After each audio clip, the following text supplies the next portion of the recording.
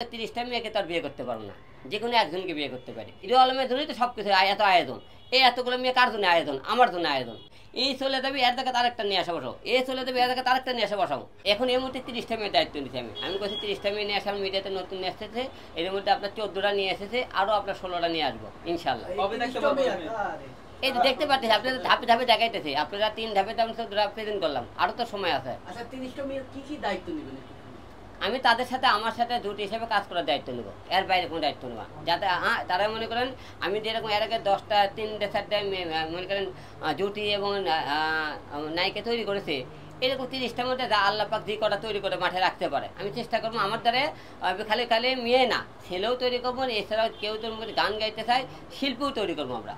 আচ্ছা প্রত্যেকটা মেয়ে 30টা মেয়ে তো আপনি বউ হতে চায় বা আপনার হাজবেন্ডের দায়িত্ব নিতে চায়, আপনি কি চান নাকি? না, 30টা মেয়ে যেহেতু একজন না একজন তো আমার ঘরের বউ হবে, ঠিক না? এখন আমি তো 30টা মেয়েকে তার বিয়ে করতে পারবো না, যে কোনো একজনকে বিয়ে করতে পারি।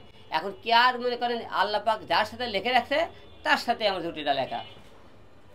এই 30টা মেয়ের ভাত কাপড়ের দায়িত্ব নেবেন না?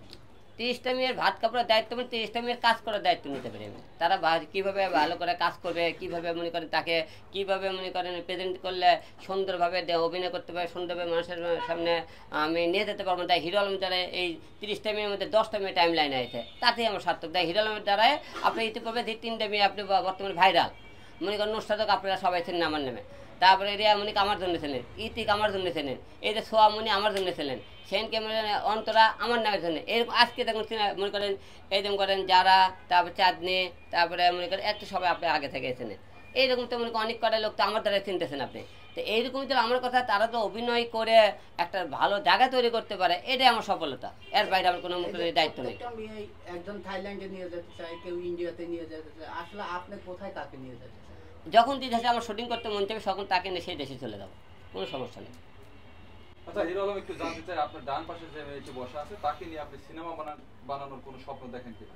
শুধু তাকে নিয়ে নয়, আমি যে 30টা মেয়ে এনে আনছি, 30টা মেয়ে নিয়ে আমি প্রথমে আগে মনে করেন মিউজিক ভিডিও করি, তাদেরকে নিয়ে আপনারা দেখেছেন, তারপরে মনে করেন হাতে ওয়েব সিরিজ অথবা শর্ট ফিল্ম করি, তারপরে মুভি বানাই। আপনি আমার এই যাবার যে কটা মেয়ে আছে এমন করে মেয়ে বলতে পারবে না যে তাকে নিয়ে মিউজিক ভিডিও, নাটক, সিনেমা পর্যন্ত করিনি।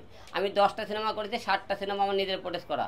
এই 7টা সিনেমাতে দেখেছেন যে কটা মেয়ে আমার সাথে ছিল সব কটা মেয়েকে তো সিনেমা পর্যন্ত নিয়ে দেয়। তারা তো মনে করেন জুটি হিসেবে আমাকে থাকে, আমি যে মনে করেন 6 মাস 1 বছর পর চলে যায়, আমি তা কিছু করতে পারবো না।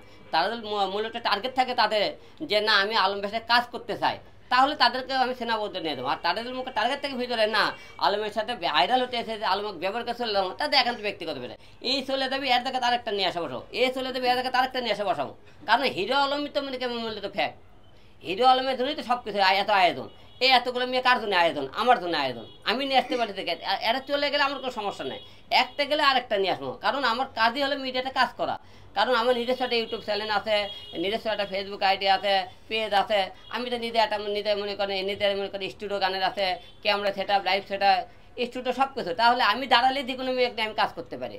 এই জন্যে আমি একটা জোর গলায় বলি যে হিরো আলম নায়িকা কেন তৈরি করতে পারবে? তাদের তো আগ্রহ থাকে, আমি মনে করি তাদের জন্য আগ্রহ করতেছে, সেই মেয়েটা যদি আগ্রহ না থাকে, তারা যদি আমাকে ব্যবহার করতে আসে, এটা জন্য আমি দেয় না, তারা আমাকে ব্যবহার করে চলে থাকে, আমার কোনো আসে না। কিন্তু আমার লক্ষ্য তাদেরকে নিয়ে কাজ করা, জুটি বানান। সে কে কয়দিন থাকবে না থাকবে তাদের এখন তো ব্যক্তিগত বিষয়।